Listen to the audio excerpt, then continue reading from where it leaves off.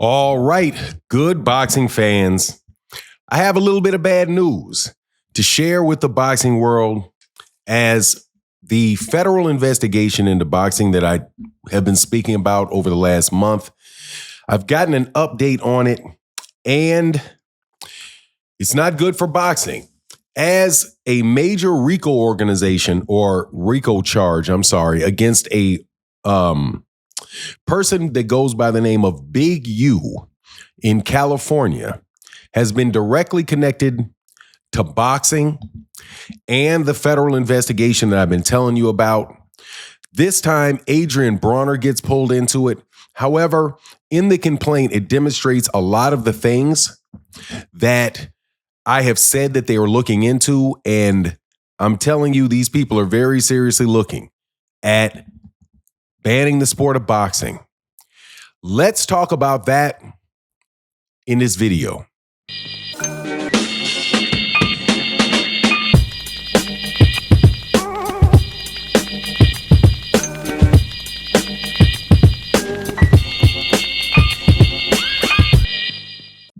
All right, welcome back to the channel. It's your boy Fanon, and in this video, we're going to talk about the underbelly of the sport of boxing, the gangster life associated with boxing, the criminal underworld associated with boxing and entertainment. And it seems as if a lot of the stuff that I've been talking about is coming to a head as a federal a federal RICO charge has been put on a guy named Big U out of California. But in the indictment, there are specifically incidents that's mentioned with him that involves the sport of boxing. Broner was mentioned, or a person named AB that many people believe is Broner were mentioned specifically. Now, before I get into the details, let me welcome you back to the channel. If you're new to the channel, please accept my invitation to hit the subscribe button and hit the bell icon so you can be notified of when we release more videos. So, Big U, big player in California, apparently, who was extorting money from athletes, setting up illegal gambling rings with athletes, and I'm told involved in threats to athletes' families' lives, other things like that. You know, your basic garden variety muscle man in the neighborhood, right? Basically setting people up to force them to pay them protection. But really, you're really just protecting yourself from the person that you're paying for protection from. You know what I mean? So that is where Big U is. As far as how it relates to boxing, it shows the underbelly of what I've said has been going on in gyms. A lot of the things that many people believe lead to the fixing of fights, gambling going on in gyms, all of those type of things that I had mentioned before are things that are looked at very seriously by law enforcement, and they are, without a doubt, looking specifically at transactions in big major boxing events. The boxing event that I told you that they were looking at, and actually it really started with, there was two. One was Deontay Wilder versus Deontay Wilder, Tyson Fury versus Deontay Wilder. The second fight was the one that really kicked it off because there was so much organized crime involved with that it was almost impossible not to see it. The way that so many people came over from the UK, surrounded Deontay Wilder, attempted to intimidate Deontay Wilder. Deontay Wilder says that he was drugged. He says all kind of different stuff happened, right? And the fight turned out so much different than the first fight that it was like, man, it was like night and day, right? Well, people called foul play. Deontay Wilder had to sue Tyson Fury to get the third fight.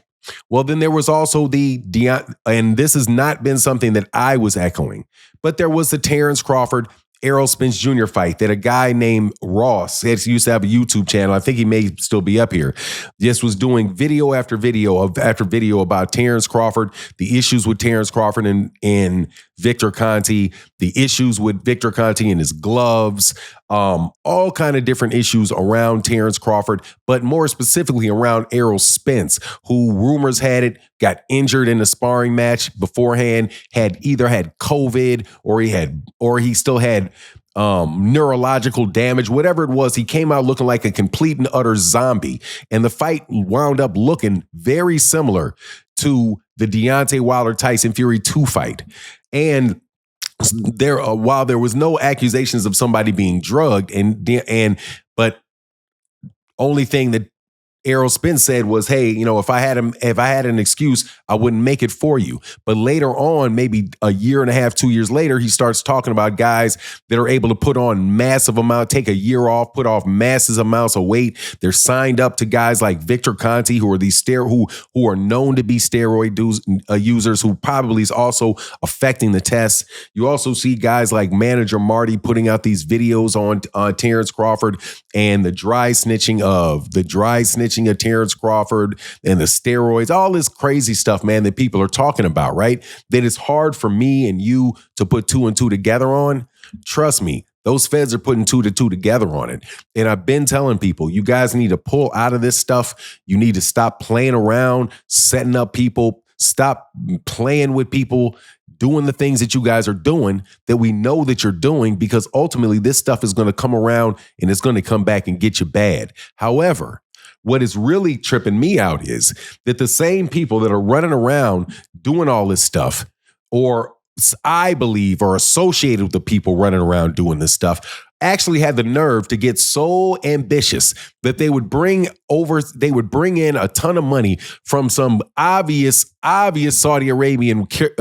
They say his excellency, but whatever, dude. I'm hearing Saudi Arabia is not, when the Saudi Arabia is talking about Turki al-Sheikh, they ain't talking about him like he's some big military officer. Right. So you literally got this guy who's an employee for the defense for Saudi Arabian government pouring all kind of money nonstop into the U.S. And it's so obvious that people are just saying, dude, how much money are you going to launder through this situation? Right. And you got a whole bunch of people taking his money. Man, you guys, if things are too good to be true, seem too good to be true, they probably are. But when these guys actually went out and started trying to make arguments to get rid of the Ali Act so they could just have it be an open season in boxing, bro, there's a U.S. senator that has been approached about reforming the Ali Act or eliminating the Ali Act. And her response was, because she was familiar with the act, was, no, if you feel like you need to do away with the Ali Act or you need to significantly revise it, then we just need to do away with the whole thing and get rid of boxing, because it's very clear that this law is not regulating the sport, because you've got so much obvious criminal money laundering going on in it and so many games being played with it that, hey, man, we need to get rid of the Ali Act. And I'm telling you, the reason there was an Ali Act put forward was so that you could silence the critics of people that wanted to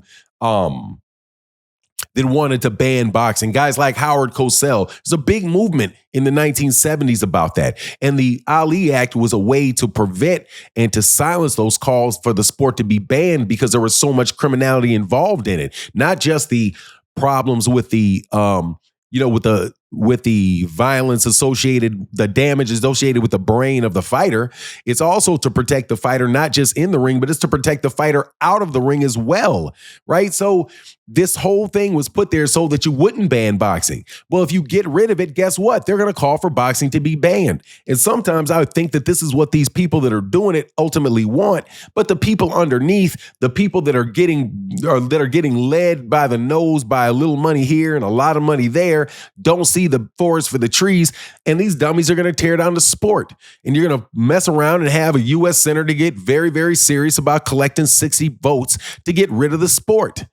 You know what I mean? And they can get rid of the sport. And if they get rid of the act, they can get rid of the sport on a state-by-state basis. There's plenty of places throughout the world where boxing's banned. And we shouldn't take it for granted that that won't be the case. There's almost nowhere that basketball is banned. Nowhere soccer is banned. Boxing is banned in multiple countries. So don't act like it can't show up here because you guys want to be cute, you little criminals. Anyway, that's my take on the matter. Please let me know what you think in the comment section. And with that, I'm out. Deuces.